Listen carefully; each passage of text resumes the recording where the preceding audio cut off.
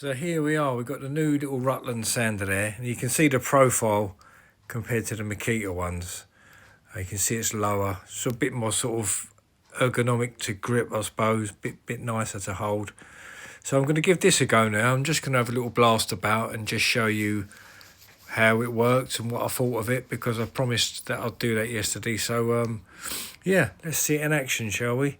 And these are the pads I bought for it, but they're the wrong size, silly sod. Well, no, actually I didn't buy the pads for it. I already had them, but I presumed it would fit. But the base of the new one is just a little bit bigger than these pads, so I'll pick a box of that size up, whatever that size is. I'll just make do today. What a wally. Right, just before I play the clips of me using the sander, I thought I'd just tell you about it and then I'll let the video run. I'm no expert on sanders at all, but it felt really nice in the grip of the hand, felt nice and easy to hold. Didn't sort of vibrate the hell out of your arm. It felt well built, felt solid. Didn't feel like it was rattling about at all. Held nice on the wall because it's got a lower profile. It held nice. Wasn't sort of forcing it. With the Makita one, with a battery on it, where it's quite a high profile thing, sometimes you're sort of worried about keeping it flat to the wall as well as keeping pressure on it because you're trying to stop it tilting. But this just held flat. It was nice actually. Also, that little port that comes out the side, one of you commented that it could be a bit of a pain, and I did think that yesterday when I opened the box, but I don't know, I'm a left-hander, so I would always use it probably that way with that port sticking out that top above me anyway. But I don't know why it hasn't been made with a port coming out the back like most sanders. I don't know if there's a reason for that. I couldn't spot a reason for it. But it wasn't too bad. I mean, you could get in and out what you needed to. You might just have to sort of reverse it for other bits and pieces. But then saying that, if you're using a sander with the hose coming out the back and you want to get face down on the skirt, and you've still got to then turn it round so the hose is, obviously not hitting the floor. So it wasn't too much of a problem. But what I really bought it for, more than sort of woodwork, it's nice obviously for the skirtings along the bottom, that's fine.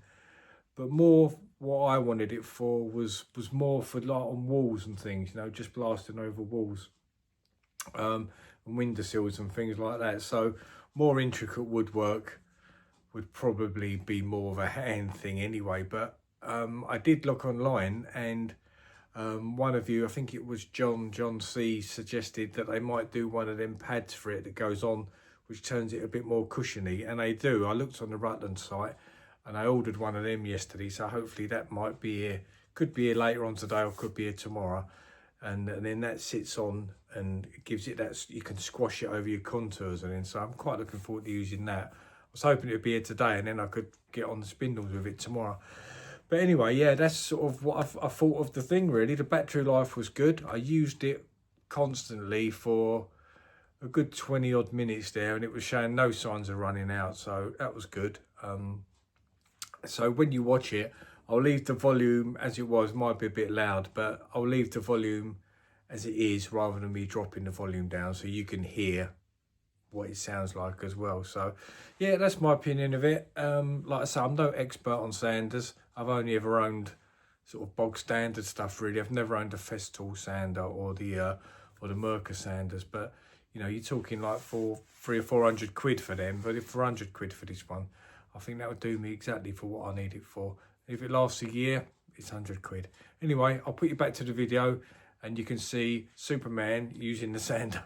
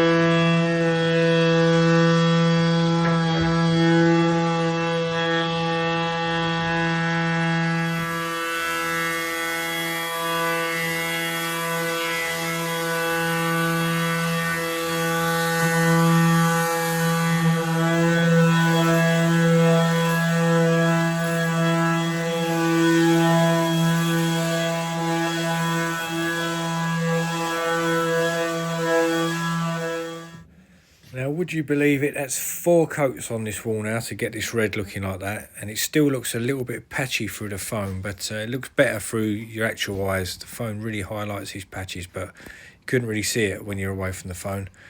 But yeah, I should have put a grey base coat on it, by judging by what a couple of you have said. And yeah, I had heard that in the past, but I completely forgot about it, to be honest. And I just thought it would cover. There's not a lot of wall space in this room. I thought 2.5 litres would slaughter it, but I'm skimping on it. So next time I will know. And then tomorrow it's just basically out in this hallway, coming down to the bottom here now. So I won't film much of that tomorrow because it's just glossing on walls again. But yeah, I just wanted to show you the sander in action, that's all.